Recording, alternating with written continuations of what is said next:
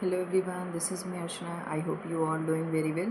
So welcome to my channel UGC Net by Archana ma'am, जहाँ पे हम basically UGC net set assistant professor और जितने भी आपकी लेटेस्ट वैकेंसीज आती हैं उन सभी के बारे में मैं आपको अपडेट करती रहती हूँ और उससे रिलेटेड जितने भी आपके क्वेश्चंस पेपर होते हैं उनको मैं सॉल्व कराती हूँ विद डिटेल एक्सप्लेनेशन.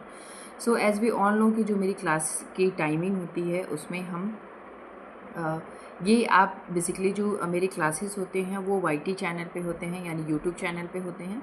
सो इसमें पेपर फर्स्ट और पेपर सेकंड दोनों ही क्लासेस मैं आप सभी का लेती हूँ. तो पेपर फर्स्ट की जो क्लासेस होती है वो इवनिंग में चलती है एंड ये टोटल आपकी 6 डे क्लासेस चलती हैं एंड संडे में हम करते हैं मैराथन जो आपके कई दिनों से बेसिकली नहीं हो रही है. इवन आपके जो क्लासेस प्रॉपर जाते थे वो भी आपके डिस्टर्ब चल रहे थे, बट मैं अभी ट्राई करूँगी कि आपके जो क्लासेस हैं वो प्रॉपर वे में जाएं, यानी एक सिस्टमेटिकली जैसे क्लासेस आपके टाइमिंग के द्वारा जाते थे वैसे आपके जो है रेगुलर जाएं. Also you can join my YouTube channel UGC NET by Archana ma'am से जाकर के सर्च कर सकते हैं और यहाँ से इसे ज्वाइन कर सकते हैं. Paper first and paper second दोनों ही मेरी क्लासेज आपको बाइलिंगुअल देखने के लिए मिलेंगे. पेपर सेकंड की जो मेरी क्लासेज होती है इसमें बेसिकली हम केवल और केवल होम साइंस कवर करते हैं, ठीक है. और ये आपकी 11:30 मॉर्निंग में होती है जो टोटल 6 डे चलती है, विच मीन्स आपके मंडे से लेकर के सैटरडे तक चलती है. ओके, संडे में हम करते हैं मैराथन यानी टोटल आपके 7 डे क्लासेस ये चलते हैं. Also you can join my UGC NET by Archana ma'am से जाकर के इस भी चैनल को जो है वहाँ से ज्वाइन कर सकते हैं और ये भी आपको बाइलिंगुअल देखने के लिए मिलता है. जो संडे होता है उसमें हम करते हैं PYQs यानी जितने भी आपके प्रीवियस ईयर क्वेश्चंस हैं उनको मैं कवर कराती हूँ विद डिटेल एक्सप्लेनेशन, यानी उसमें जितने भी आपकी थियरी हो सकती हैं उन सभी को मैं आपको कन्वर्ट करके उसे एक्सप्लेन करने की कोशिश करती हूँ. ऑल्सो इस प्लेटफॉर्म पे नए होंगे तो इसे आप subscribe, like, share and comment करिएगा. सो आज बेसिकली जो हम क्लासेस करेंगे जो हमारे क्वेश्चंस होने वाले हैं वो हम PYQ करेंगे. यानी आपके जो सिलेबस गिवन है उसमें 3 यूनिट्स जो गिवन है उसमें हायर एजुकेशन सिस्टम, जिसको मैंने हायर एजुकेशन सिस्टम अभी एक भी क्लासेस मैंने आपके नहीं कराए थे. सो मैंने सोचा है कि जो उसमें आपके 4 वर्टिकल हैं उनसे रिलेटेड जितने भी क्वेश्चंस क्रिएट हो सकते थे एंड आपके जो NEP आई थी 1986 में, जो 1986 में NEP आई थी उससे रिलेटेड मैंने क्वेश्चंस यहाँ पे क्रिएट करे हैं. जो और आपके जो रिवाइज होके NEP आई थी हमारी 2020 हो गई, इन सभी को फर्दर हम आगे के जो हमारे सेशन होंगे उनमें कवर करेंगे. तो आज का जो सेशन बेसिकली हमारा फोकस्ड है ओनली और ओनली आपके जो 4 वर्टिकल हैं जो HECI के द्वारा 4 वर्टिकल निर्धारित किए गए हैं उन पे एंड हमारी जो NEP आई थी यानी जो न्यू एजुकेशनल पॉलिसी आई थी 1986 में उनसे रिलेटेड जितने भी क्वेश्चंस क्रिएट हो सकते थे मेरे से मैंने पूरे ये क्वेश्चंस क्रिएट किए हैं. इसमें कुछ क्वेश्चंस आपको प्रीवियस ईयर के देखेंगे, कुछ क्वेश्चंस जो है मैंने यहाँ पे क्रिएट किए हुए हैं. Okay, so without wasting any time let's start with the very first question. पहले तो हम समझ लें यहाँ पे कि जो 4 वर्टिकल हैं वो है क्या. So 4 vertical of the higher education commission of India जिन्हें हम HECI कहते हैं. सो समटाइम्स आपको ये सेट के एग्जामिनेशन में, नेट का एग्जामिनेशन में एंड आप जितने भी इंट्रेंस टेस्ट देते हैं PhD एडमिशन्स के लिए उसमें आपको जो है HECI से फुल फॉर्म पूछता है. तो मेक श्योर कर लें कि आपको ये फुल फॉर्म आपको लर्न हो. So higher education commission of India है एज पर national education policy 2020. HECI will consist of the 4 vertical. Total इसके पास कितने वर्टिकल हैं? 4 वर्टिकल हैं. जो ये सिक्वेंसली भी आता है कि इसमें vertical first, second, third and fourth क्या होगा. तो मेक श्योर कर लें कि पहले स्थान पे यानी जो स्टेप फर्स्ट होगा पहला स्थान जो है वो है NHERC का, सेकेंड पे हमारा NAC आ जाता है, थर्ड पे HEGC आ जाती है एंड फोर्थ पे हमारा जनरल एजुकेशन काउंसलिंग आ जाता है. तो पहले हम इनका फुल फॉर्म जान लेंगे. नेशनल जो हमारी NHERC है उसका फुल फॉर्म है national higher education regulatory counselling. जैसा कि नाम से ये रिप्रेजेंट होता है कि रेगुलेटरी काउंसलिंग है यानी बेसिकली ये रेगुलेशंस की चीज़ें देखती हैं. नेशनल एक्रेडिटेशन काउंसलिंग यानी ये आपको जितने भी एक्रेडिटेशंस होते हैं, आपने देखा होगा कि जो भी आप यूनिवर्सिटी को ओपन करते हैं तो वहाँ पे NAC के द्वारा प्रमाणित होते हैं जिन्हें A++ मिला होता है, A+ मिला होता है, B मिला होता है, तो वो उनकी एक्रेडिटेशन करते हैं यानी उनकी एक एक्रेडिटेशन काउंसलिंग होती है. थर्ड पे आपका आता है हायर एजुकेशन ग्रांट कमीशन जिन्हें हम बेसिकली HECGC कहते हैं। एंड लास्ट में आता है जनरल एजुकेशन काउंसलिंग।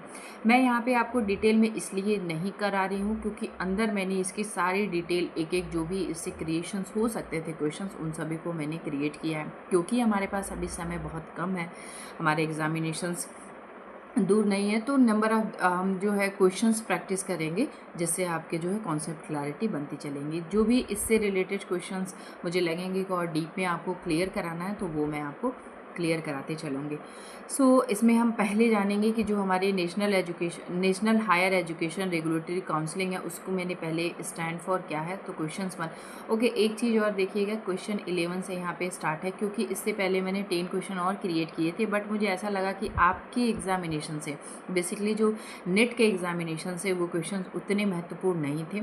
वो बेसिकली जो आपके जितने आप PhD एडमिशन में आप जो पेपर देते हैं उसके लिए, एंड देन आपके जो TGT PGT के स्टूडेंट हैं उनके लिए वो ज़्यादा इंपॉर्टेंट थे, इसलिए मैंने उन क्वेश्चंस को वहाँ से रिमूव कर दिया है। आपको 11 नंबर क्वेश्चन से करानी हो तो टोटल आप देखेंगे तो 60 क्वेश्चन हम कवर करेंगे, जो 11 नंबर से स्टार्ट होकर के आपके 60 तक जाएंगे, विच मीन्स हम टोटल 50 क्वेश्चन कवर करेंगे, क्योंकि 11 नंबर से ये स्टार्ट है। तो नंबर पर उतना फोकस ना करिएगा, क्वेश्चन को आप ध्यान दीजिएगा। सो NHERC स्टैंड फॉर, बेसिकली इसका जो फुल फॉर्म है वो क्या है, तो प्रीवियसली हमने देखा, यहाँ पे भी मैंने मेंशन किया होगा कि national higher education regulatory counselling, तो इसमें आपका आ जाएगा national higher education regulatory counselling, second option will be the correct option. इसमें देखेंगे तो बहुत मैंने सिमिलर ऑप्शंस भी यहाँ पे मेंशन किए हैं, जैसे हायर एजुकेशनल रिसोर्स सेंटर क्या होता है, या फिर रिसर्च काउंसलिंग होती है, या फिर रिव्यू काउंसलिंग होती है, तो ये सारे ऑप्शन आपके इनकरेक्ट है। आपके B number option will be the correct option. Next one is NHERC is primarily responsible for। अब हम इसकी बेसिकली क्या क्या चीज़ें आगे होती हैं, क्या फंक्शन करता है, कैसे वर्क करता है, इन सभी को हम बेसिकली क्वेश्चंस के माध्यम से समझते हुए चलेंगे। Okay, so NHERC is primarily responsible for, किसके लिए प्राइमरली रिस्पॉन्सिबल होता है? फंडिंग इंस्टीट्यूशंस, क्या ये फंड प्रोवाइड करता है? या फिर रेगुलेटिंग हायर एजुकेशन, क्या ये रेगुलेट करता है? या फिर एक्रेडिटिंग इंस्टीट्यूशंस, क्या जितने भी संस्थाएं हैं, जितने भी इंस्टीट्यूशंस हैं, ऑर्गेनाइजेशंस हैं, क्या उन्हें एक्रेडिशंस देने का काम करता है? या फिर डिज़ाइनिंग करिकुलम, क्या ये पाठ्यक्रम तैयार करता है? तो इसमें आपका हो जाएगा जो आपके NHERC है इस प्राइमरी रिस्पॉन्सिबल फॉर, जो हमारी NHERC है वो रिस्पॉन्सिबल होती है रेगुलेटिंग हायर एजुकेशंस के लिए। Okay, next question is which of the following will be a single regulator for the higher education exclusively medical and legal, यानी इन दोनों को आपके जो है देखते हुए UGC, NHERC या फिर NAC या फिर NCERT। सो इसमें जो आपका ऑप्शन करेक्ट होगा दैट इज़ द NHERC, यानी अभी हमने प्रीवियसली पढ़ा है, इसका जो फुल फॉर्म होगा नेशनल हायर एजुकेशन आपके रेगुलेटरी काउंसलिंग। यहाँ पे आप एक चीज़ ध्यान दीजिएगा, रिसर्च नहीं होगा, रिव्यू नहीं होगा, आपके रिसोर्स नहीं होगा, तो केवल इसी से ही आप जो है एक चीज़ कंफर्म कर लेंगे, क्योंकि बहुत नेट के एग्जामिनेशन बहुत सिमिलर ऑप्शंस गिवन होते हैं। तो ये रेगुलेटरी काउंसलिंग है, बेसिकली ये रेगुलेशन का काम करता है। Okay, next question is NHERC aim to reduce, basically इसका एम किस चीज़ को रिड्यूस करना है, किस चीज़ को बेसिकली कम करना है? क्वालिटी एजुकेशन को कम करना है, या फिर ओवर रेगुलेशंस को कम करना है, डिजिटल लर्निंग को कम करना है, या फिर स्टूडेंट एनरोलमेंट को कम करना है? सो इसमें जो आपका ऑप्शन करेक्ट हो जाएगा, it will be the second option will be the correct option. Over regulations को बेसिकली कवर आपके जो है रिड्यूस करना है, यानी क्वालिटी से कोई समझौता नहीं है, क्वालिटी इनको चाहिए, अच्छी क्वालिटी होनी चाहिए। डिजिटल लर्निंग पे पूरा फोकस है, आप देख सकते हैं। स्टूडेंट एनरोलमेंट तो विद ये आपका मस्ट है, चाहे ये आपकी ऑनलाइन लर्निंग हो या फिर ऑफलाइन लर्निंग हो। NHERC replace which of the following bodies, किस बॉडी को बेसिकली इसने रिप्लेस किया है? क्या CBSE को रिप्लेस किया है, AICT या फिर UGC को, NAC को, या फिर NCET को, NCTE ओनली, या फिर इसे बेसिकली इसने जो है रिप्लेस किया है? सो इसमें जो आपका ऑप्शन करेक्ट हो जाएगा AICTE एंड UGC, इन दोनों को बेसिकली रिप्लेस करके NHERC का जो बेसिकली इन दोनों का जो बेसिकली वर्क था वो NHERC के द्वारा होगा। NHERC प्रमोट किसको बेसिकली प्रमोट करती है? क्या पॉलिटिकल अवेयरनेस को, रेगुलेटरी ओवरलोड को, आपके जो है लाइट पुट टाइट रेगुलेशंस को, या फिर प्राइवेट फंडिंग को, किसको बेसिकली ये प्रमोट करता है। तो ये basically light put right regulations को, बेसिकली जो टाइट रेगुलेशंस हो यानी जो रूल रेगुलेशंस हो, इनके द्वारा जो रेगुलेशंस बनाई जाती हो, वो सारी यूनिवर्सिटीज़ आपके, चाहे डीम्ड यूनिवर्सिटी हो, प्राइवेट यूनिवर्सिटी हो, गवर्नमेंट यूनिवर्सिटी हो, सारी यूनिवर्सिटी के लिए वो आपके जो है एक्सेप्टेबल होंगे। वो सारी यूनिवर्सिटीज़ इनके रेगुलेशंस को एक्सेप्ट करेंगे। इनके द्वारा जो बनाए गए नियम कानून हैं उन्हें जो है एक्सेप्ट करना होगा, मानना होगा। NHERC will be ensure that institutions adherence to, किसको बेसिकली इंस्टीट्यूशंस रैंकिंग, क्या वो रैंकिंग को, या फिर फाइनेंशियल ग्रांट्स को, क्या वो वित्तीय जो सहायता मिलती है, नॉर्म्स एंड स्टैंडर्ड्स को, या फिर स्टूडेंट एग्जामिनेशंस को, या फिर स्टूडेंट एग्ज़ाम को। सो इसमें आपके जो नॉर्म्स एंड स्टैंडर्ड हैं उनको बेसिकली जो है ये इंश्योर करती है कि वो सारी यूनिवर्सिटीज़ इसे एक्सेप्ट करें, माने, इनके द्वारा जो नॉर्म्स एंड स्टैंडर्ड बनाए गए हैं। The NHERC will act under the guidance of, किसके गाइडेंस में बेसिकली ये एक्ट करते हैं, क्या supreme court, ministry of home affairs, ministry of education, या फिर इलेक्शंस कमीशंस। सो इसमें जो आपका ऑप्शन करेक्ट हो जाएगा वो हो जाएगा मिनिस्ट्री ऑफ एजुकेशन यानी MOE, यानी MOE के द्वारा बेसिकली ये गाइडेंस आती हैं। The goal of NHERC is to foster, क्या बेसिकली इसका गोल है, मल्टीपल रेगुलेटिंग एजेंसी, क्या ये जितने रेगुलेशन है, जितने एजेंसीज हैं उन्हें मल्टीपलर मैनर में ये रेगुलेट करेंगे, या फिर fragmentations of rules, consistency in regulations, या फिर इंटरनेशनल ट्रेंड, क्या कोई इंटरनेशनल ट्रेंड के बारे में ये बात करते हैं। सो ऑब्वियस सी बात है कि इसमें जो कंसिस्टेंसी इन रेगुलेशंस, बेसिकली ये रेगुलेशंस की बात करता है, क्या क्या रेगुलेशंस होने चाहिए यूनिवर्सिटी लेवल पे, आपके जो डीम्ड यूनिवर्सिटी और सेंट्रल से लेकर के आपकी जितनी प्राइवेट यूनिवर्सिटीज़ हैं उन सभी की में क्या क्या रूल रेगुलेशन स्टैंडर्ड नॉर्म्स होने चाहिए, उन सभी की बात बेसिकली NHERC में की जाती है। NHERC विल ऑपरेट इन, किस चीज़ को बेसिकली ऑपरेट करता है, क्या ये पॉलिटिकल फ्रेमवर्क तैयार करता है उसे ऑपरेट करता है, या फिर लीगल वैक्यूम, या फिर ट्रांसपेरेंट एंड एफिशिएंट मैनर, या फिर कॉमर्शियल आपके सिस्टम। तो जब भी हम बात करते हैं आपके NHERC की, NHERC विल ऑपरेट इन, तो वो ट्रांसपेरेंट एंड एफिशिएंट मैनर को बेसिकली ये ऑपरेट करता है। उसके बाद हम अब यहाँ पे मैंने सेक्शन B डिवाइड किया है जिसमें हम केवल और केवल NAAC की बात करेंगे। So as we all know कि नेशनल एक्रेडिटेशन काउंसिलिंग NAAC का फुल फॉर्म होता है। अब मैंने यहाँ पे पहले ही फुल फॉर्म यहाँ पे आपको एक रिपीटेड फॉर्म में डाल दिया सो दैट आपको याद रहे।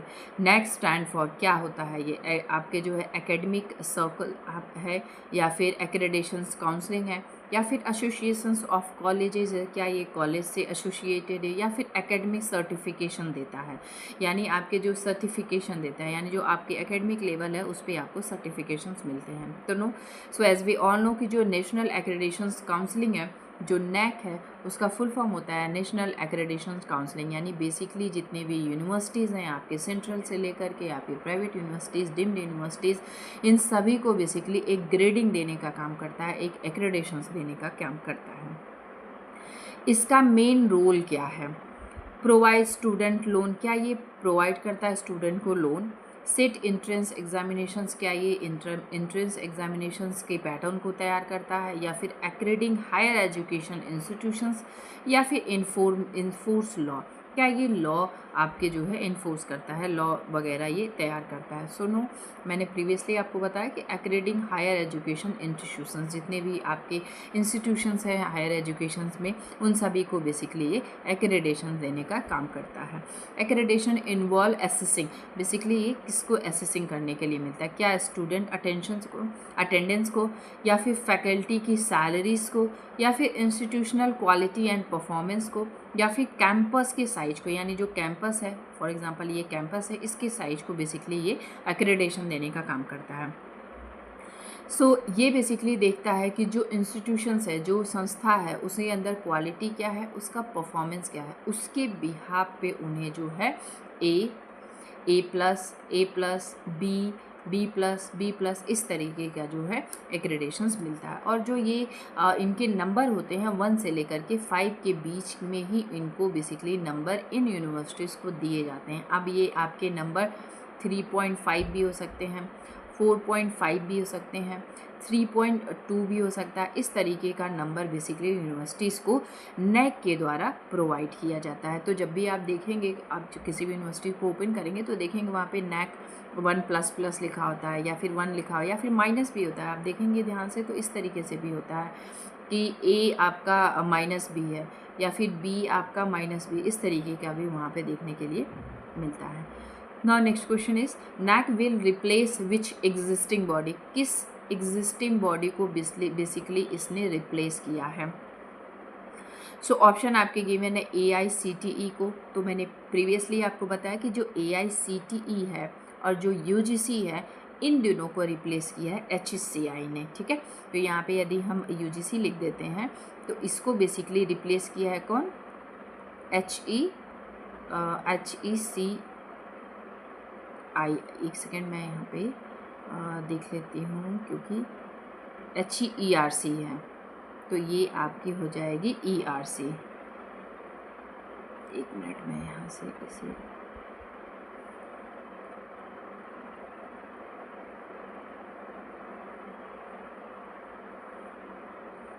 तो ये बेसिकली किसने रिप्लेस किया है, HERC ने बेसिकली इसे जो है रिप्लेस किया है। सॉरी, नेशनल हायर एजुकेशन है ना, तो NHERC, सॉरी। तो यहाँ पे बेसिकली जो इसे रिप्लेस किया है वो है आपका NHERC। यही मुझे नेशनल भी थोड़ा सा कन्फ्यूज़न होता है। मैं हमेशा जो HERC यानी हायर एजुकेशन रेगुलेटरी काउंसलिंग के बारे में होती है, यानी नेशनल हायर एजुकेशन आपके रेगुलेटरी काउंसलिंग होता है, तो इसको बेसिकली रिप्लेस किया है, यानी AICTE UGC को रिप्लेस किया है NHERC ने। और आपके जो नैक है उसको, आपके जो नैक है उसको जो एग्जिस्टिंग पहले से जो बॉडी थी वो थी हमारी नैक, यानी NAAC, इसे बेसिकली रिप्लेस किया है। सो जो आंसर आपका करेक्ट होगा it will be the second number option, यानी B option will be the correct option. The process of accreditations by NAAC is aimed at ensuring, किसको बेसिकली इंश्योर करता है, अफोर्डेबिलिटी को, एक्सेस टू टेक्नोलॉजी को, या फिर अकाउंटेबिलिटी एंड ट्रांसपेरेंसी को, political naturality को। क्या वो पॉलिटिकल नेचुरलिटी पे फोकस करता है या फिर अकाउंटेबिलिटी एंड ट्रांसपेरेंसी की बात करता है। तो जब भी जो नैक है वो जो एक्रेडिशंस देने का काम करता है वो ये इंश्योर करता है कि जो अकाउंटेबिलिटी है एंड ट्रांसपेरेंसी है वो यूनिवर्सिटी के अंदर बनी रहे, यानी उसको वो जो है बेसिकली विद्यमान रहे। उसकी अकाउंटेबिलिटी है, ट्रांसपेरेंसी है, उसको मेजर करते हुए, उस यूनिवर्सिटी की क्वालिटी को मेज़र करते हुए वो नंबर और ग्रेड्स प्रोवाइड करता है। Okay, so accreditation will be, accreditations है क्या, mandatory for all college and universities, क्या इन सभी कॉलेज और यूनिवर्सिटीज़ के लिए मैंडेटरी है, या फिर ऑप्शनल फॉर यूनिवर्सिटीज़, क्या यूनिवर्सिटीज़ के लिए ऑप्शनल है, ओनली फॉर प्राइवेट कॉलेज, क्या केवल प्राइवेट कॉलेज के लिए ये इम्प्लीमेंट है, क्या केवल प्राइवेट कॉलेज को ये देखता है, या फिर डन एवरी 20 ईयर्स, या फिर हर 20 साल में ये बेसिकली एक्रेडिशंस होता है। ओके, सो जो इसमें ऑप्शन करेक्ट हो जाएगा it will be the first number option will be the correct option. Why, mandatory for all college and universities, वो सारे college universities deemed private central आपकी सारी यूनिवर्सिटीज़ आ जाएंगे, आपके ओपन यूनिवर्सिटीज़ भी आ जाती हैं। ये सारी यूनिवर्सिटीज़ के लिए बेसिकली मैंडेटरी है कि वो अपने एक्रेडिशंस कराएं, यानी उनके एक्रेडिशंस होते हैं सारी यूनिवर्सिटीज़ के। NAAC will be focus on, किस पे बेसिकली फोकस करता है नैक।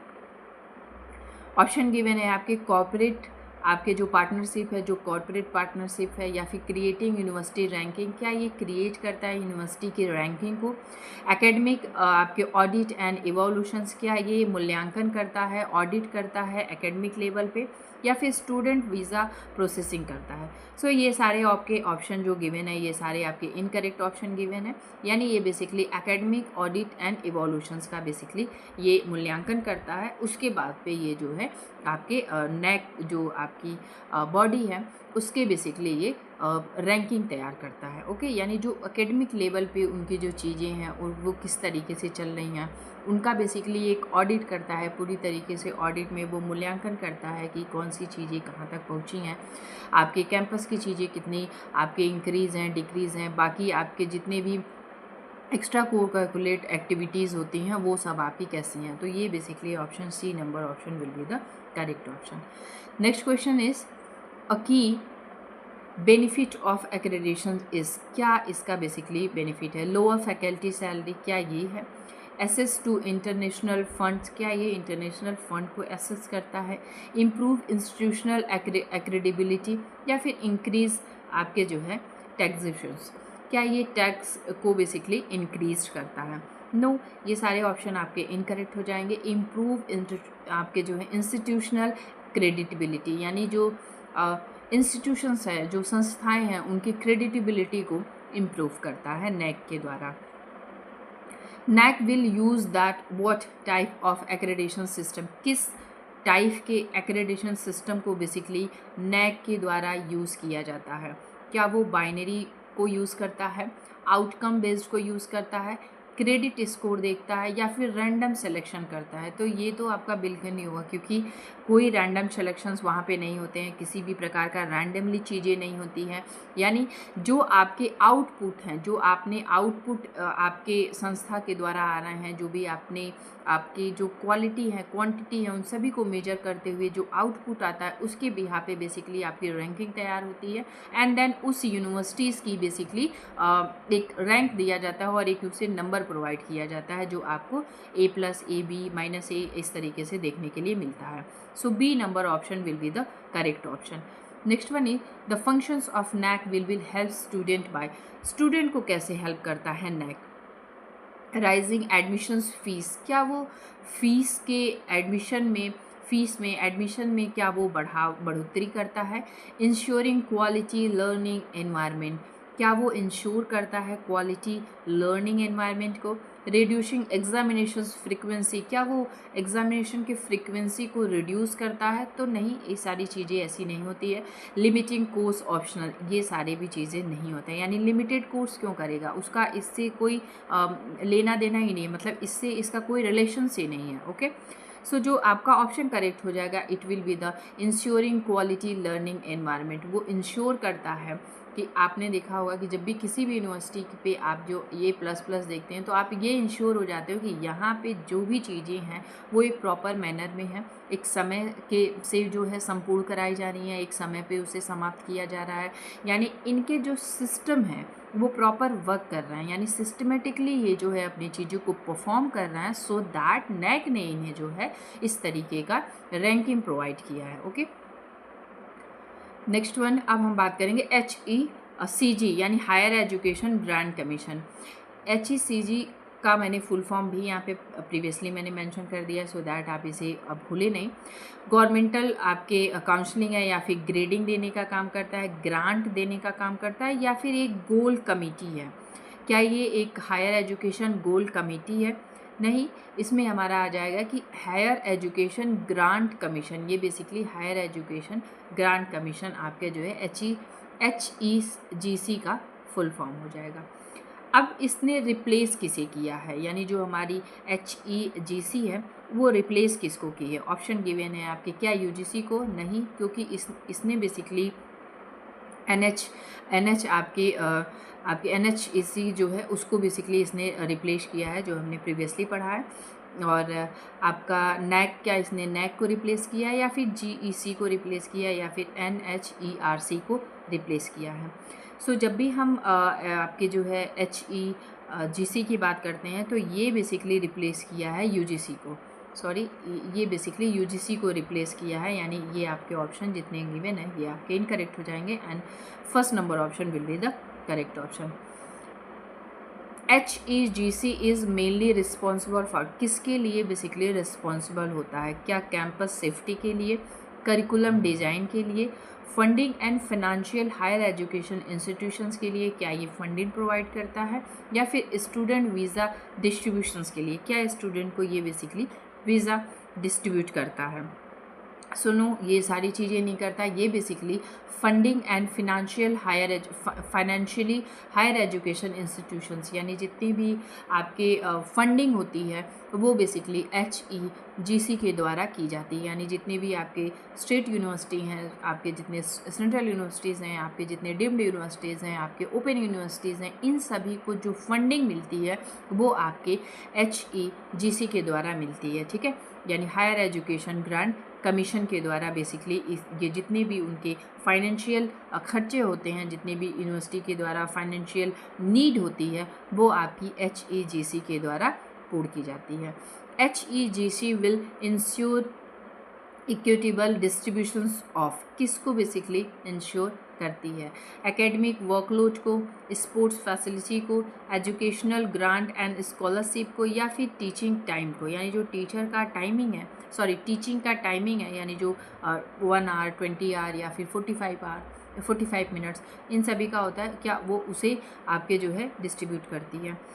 नहीं, ये सारी चीज़ें बेसिकली नहीं होता है। एकेडमिक वर्कलोड नहीं देखा जाता है, या फिर स्पोर्ट्स फैसिलिटी इनके द्वारा नहीं देखा जाता है। यानी जो एजुकेशनल ग्रांट एंड स्कॉलरशिप है वो सारी आपकी जो है HEGC के द्वारा देखी जाती है। Under HEGC financial aim will be, क्या बेसिकली इसके एड विल बी क्या है? तो आपके डिसकंटिन्यूड या फिर बायस्ड होती है, ट्रांसपेरेंट एंड परफॉर्म्स आपके जो है लिंक्ड होते हैं, बेस्ड ऑन आपके पॉलिटिकल अलाइनमेंट। पॉलिटिकल चीज़ों से इनका कोई लेना देना है नहीं। इसमें जो आपका ऑप्शन करेक्ट हो जाएगा, it will be the C number option will be the correct option, यानी ट्रांसपेरेंट एंड परफॉर्मेंस लिंक्ड होते हैं।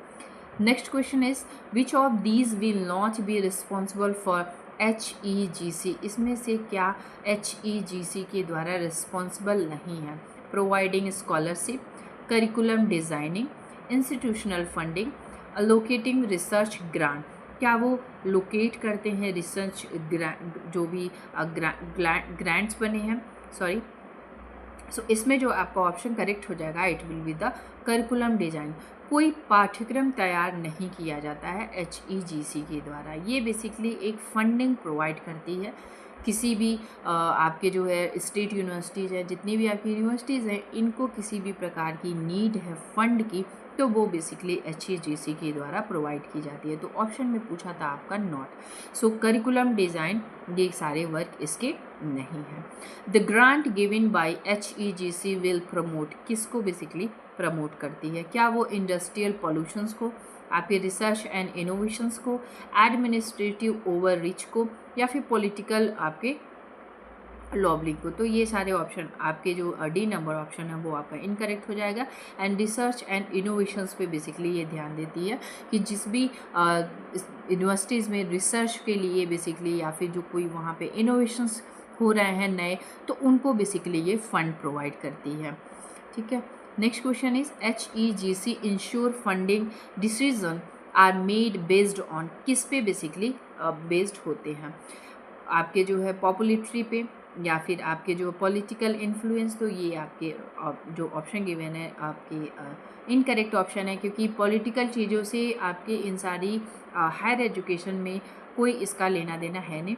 इंस्टीट्यूशनल परफॉर्मेंस एंड नीड, क्या उनकी जो आवश्यकताएं हैं उनके परफॉर्मेंस को लेकर के, जो संस्था है, जो इंस्टीट्यूशंस हैं, उसके जो परफॉर्मेंस है उसके लिए जो नीड है, क्या उसे फंडिंग प्रोवाइड करती है, या फिर स्टूडेंट के फीडबैक के लिए? तो ये सारे आपके ऑप्शन इनकरेक्ट हो जाएंगे। C number option will be the correct option, क्योंकि वो जो परफॉर्मेंस है इंस्टीट्यूशंस का, उनके बिहाफ पे या फिर उनकी जो फाइनेंशियल नीड है उनको पूर्ण करने के लिए आपकी HEGC बनाई गई है। One of HEGC goal is to, क्या बेसिकली इसका गोल है? सेंट्रलाइज ऑल स्टूडेंट हॉस्टल, क्या सारे जो स्टूडेंट के हॉस्टल्स हैं उन्हें सेंट्रलाइज करने के लिए, या फिर improve quality by linking funding to outcome, या फिर सो डाउन अनप्रॉफिटेबल यूनिवर्सिटीज़, क्या उन्हें अनप्रॉफिटेबल यूनिवर्सिटीज़ हैं उन्हें शट डाउन करने के लिए, या फिर इंक्रीज़ एग्ज़ाम डिफ़िकल्टी, क्या वो एग्ज़ाम की डिफ़िकल्टी को इंक्रीज़ करने के लिए बनाई गई है, या फिर वो सारे अनप्रॉफिट जो यूनिवर्सिटीज़ हैं उन्हें बंद करने के लिए। नहीं, ये सारे आपके ऑप्शन इनकरेक्ट हैं। B number option will be the correct option. Why? क्योंकि improve quality by linking funding of outcomes, यानी जो उनके फंडिंग है, जो उनके आउटकम्स हैं, उन्हें इम्प्रूव करने की बात बेसिकली HEGC के द्वारा होती है।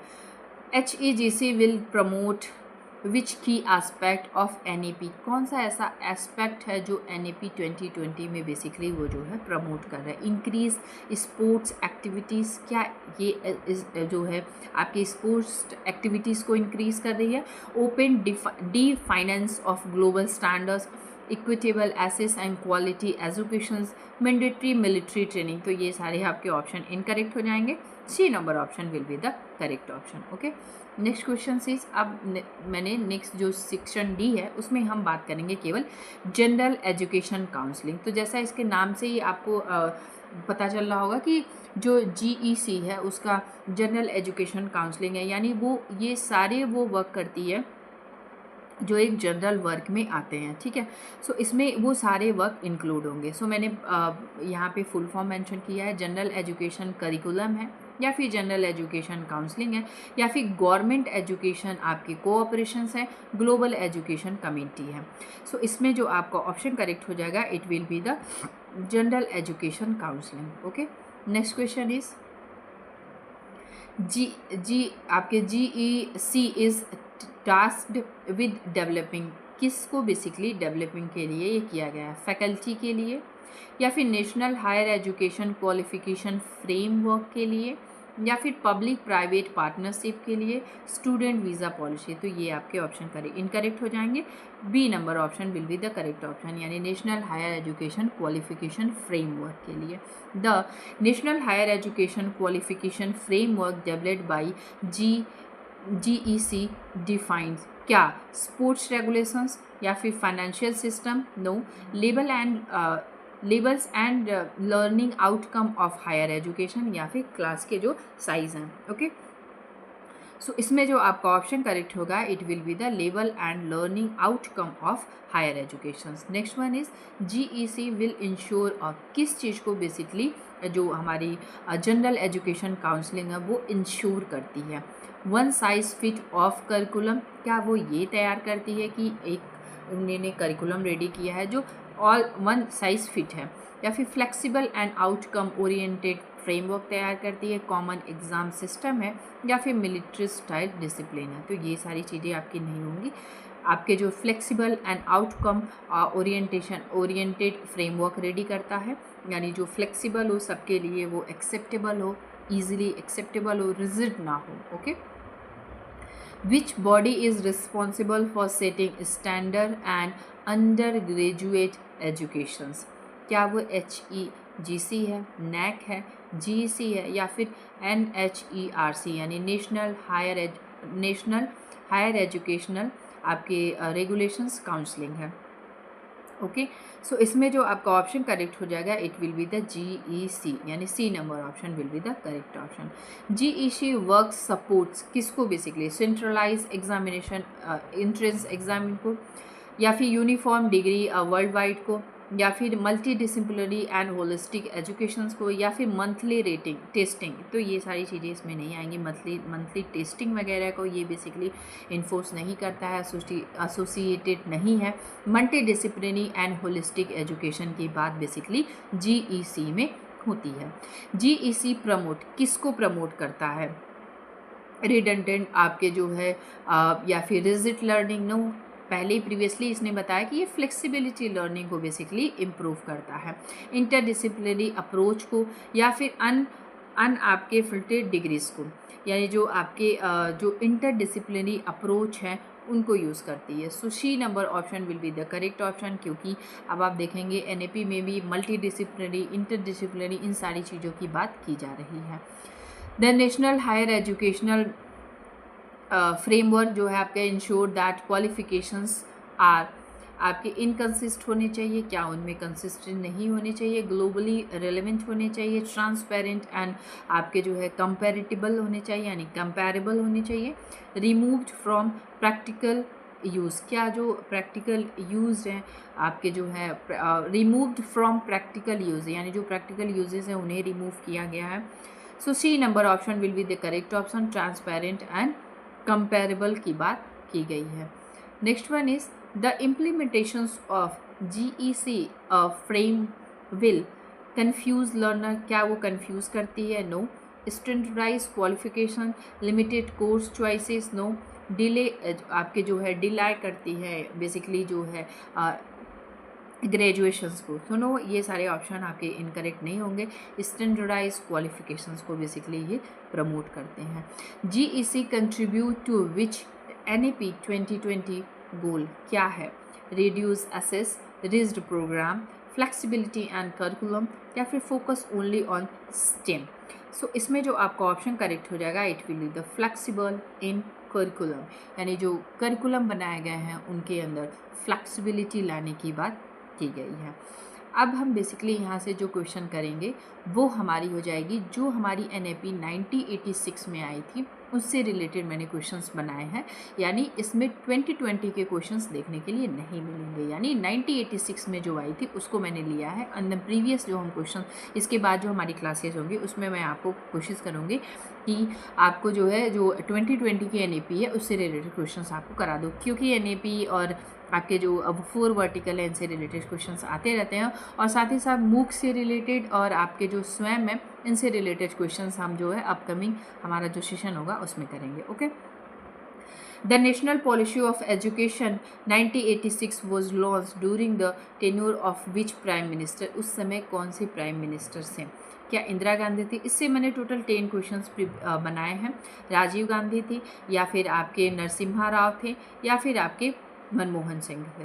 सो जो इसमें ऑप्शन करेक्ट हो जाएगा वो थे हमारे Rajiv Gandhi ji. Next question is the NAP 1986 was a revised version of the earlier policy of from the किस ईयर में? 1948 में, 1952 में, 1968 में, या फिर 1978 में? सो जो रिवाइज्ड करके आई थी वो हमारी आई थी 1968 में। आप ध्यान से यदि देखेंगे तो 1986 में आया एंड देन 1968 में, आप इसको तुरंत यहाँ से यहाँ करके बहुत ईजिली इसे जो है लर्न कर सकते हैं। उसके बाद 1986 में आई एंड देन आपके 1968 में आपको उसे जो है रिवाइज करके लाया गया। Which of the following was a major goal of 1986, का क्या मेजर गोल था? Privileged of education, education for all, क्या सबके लिए एजुकेशन था? लिमिटिंग हायर एजुकेशन, या फिर रिड्यूसिंग वुमेन एजुकेशन, क्या जो वुमेन के एजुकेशन थे उन्हें रिड्यूस करने की बात कही गई थी? नहीं, एजुकेशन फॉर ऑल, सभी के लिए एजुकेशन की बात की गई थी 1986 में। NAP 1986 give special emphasis to, किस पे बेसिकली इस एम्फोसिस करता है? क्या मिलिट्री ट्रेनिंग पे? नो। आपके जो है डिस्टेंस एजुकेशंस पे, पॉलिटिकल स्टडीज़ पे, या फिर ट्रेडिशनल आपके जो मेडिसिन्स हैं इन पे आपका करता है? So B number option will be the correct option, जितने भी डिस्टेंस एजुकेशंस थे उन्हें बेसिकली एम्फेसाइज करता है। द 1986 पॉलिसी ले stream on the remove from, किसको बेसिकली रिमूव करता है? अर्बन बायस को, सोशल एंड जेंडर डिसिप्लिन आपके जो है डिस्पैरिटीज इन एजुकेशंस, गवर्नमेंट आपके जो है इंटरफ्रेंसेस, या फिर स्कूल में जो यूनिफॉर्म्स हैं, जो ड्रेस लगते हैं, क्या उन्हें रिमूव करने की बात या फिर उन्हें जो है हटाने की बात 1986 में की गई थी? सो जो social and gender disparities in education है इन सभी को बेसिकली रिमूव करने की बात की गई थी। The NAP 1986 introduce to concept of, किस पे कौन से कंसेप्ट को बेसिकली इंट्रोड्यूस करता है? यानी सेंट्रल यूनिवर्सिटीज़, केवल सेंट्रल यूनिवर्सिटीज़ को, या फिर नवोदया आपके जो है विद्यालय हैं, या फिर इवनिंग स्कूल्स को, या फिर प्री प्राइमरी आपके जो है बोर्ड्स हैं? सो इसमें बेसिकली आपका जो नवोदया विद्यालय है इस पे बेसिकली 1986 पे फोकस किया गया था। Navodaya Vidyalaya were establish to promote education among, किस पे बेसिकली जो नवोदया विद्यालय था वो किस पे बेसिकली किन को जो है प्रमोट करता था अपने एजुकेशन के माध्यम से? ट्राइबल चिल्ड्रन को केवल, या फिर रूरल टैलेंट स्टूडेंट को, अर्बन चिल्ड्रन को या फिर फॉरेन नेशनल को, यानी जो आपके फॉरेन के जो नेशनल के जो लोग थे उन्हें ये जो नवोदय विद्यालय है वो उनकी शिक्षा को प्रमोट करता था। सो इसमें जो आपका ऑप्शन करेक्ट हो जाएगा वो है रूरल ट्रेंडर्स स्टूडेंट, यानी जो रूरल टैलेंटेड स्टूडेंट थे उन्हें बेसिकली प्रमोट करने की बात इसमें की गई थी। 1986 में जो आपके स्ट्रक्चर आए थे, एजुकेशन के स्ट्रक्चर आए थे वो क्या थे? क्या 5+5+2 था, 10+2 था, या फिर 10+2+3 था, या फिर 6+4+4 था? सो जो 1986 में आपकी आई थी वो हमारा था 10+2+3 था। अभी की जो आपका जो होमवर्क है वो ये है कि जो 2022 में आई है उसका बेसिकली क्या आपके जो है एजुकेशन स्ट्रक्चर बनाया गया है। ऑप्शन गिवन है आपके। नेक्स्ट क्वेश्चन है, operational blackboard was launch under NP 1986 to improve. जो ऑपरेशनल ब्लैक बोर्ड लॉन्च किया गया था 1986 में NEP के द्वारा, वो उसका बेसिकली किस चीज़ को इम्प्रूव करने के लिए लॉन्च किया गया था? प्राइवेट स्कूल को, टीचर सैलरीज को, इंफ्रास्ट्रक्चर इन प्राइमरी स्कूल्स पे, या फिर एग्जामिनेशन के जो मेथड है उनको इम्प्रूव करने की बात की गई थी। सो जो इंफ्रास्ट्रक्चर एंड प्राइमरी स्कूल्स हैं उनको जो है इम्प्रूव करने की बात की गई थी, जिसके द्वारा NPE में 1986 में ऑपरेशनल ब्लैक बोर्ड चलाया गया था। And next and last question आपका आज का जो है वो है, विच mission focused on adult education of NPE 1986 में जो आपकी आई थी? लिटरेसी आपकी इंडिया, या फिर टोटल लिटरेसी मिशंस, या फिर नेशनल लिटरेसी मिशंस, या फिर शिक्षा अभियान? सो इसमें जो आपका ऑप्शन करेक्ट हो जाएगा it will be the C number option will be the correct option. National literacy missions की बात बेसिकली आपकी जो NPE है आपकी उसमें की गई थी जो 1986 में आई थी। Okay, so thank you, thanks for watching. यदि आप इस प्लेटफॉर्म पे नए होंगे तो इसे subscribe, like, share and comment करिएगा। And also you can join my YouTube channel UGC NET by Archana ma'am से जाकर के यूट्यूब से सर्च कर सकते हैं और उसे ज्वाइन कर सकते हैं। और मैंने इसमें कई सारी वीडियोज़ यहाँ पे आप सभी के लिए प्रोवाइड किए हैं। सो इन सभी को जाकर के आप देख सकते हैं। इसमें पेपर फर्स्ट, पेपर सेकंड और साथ में जितने भी आपके AI टूल्स हैं, फ्री AI टूल्स हैं, उन सभी के बारे में मैंने डिटेल में यहाँ पे बताया हुआ है। सो इन सारी वीडियोस को भी आप कवर कर सकते हैं। So thank you, thanks for watching, bye bye and take care.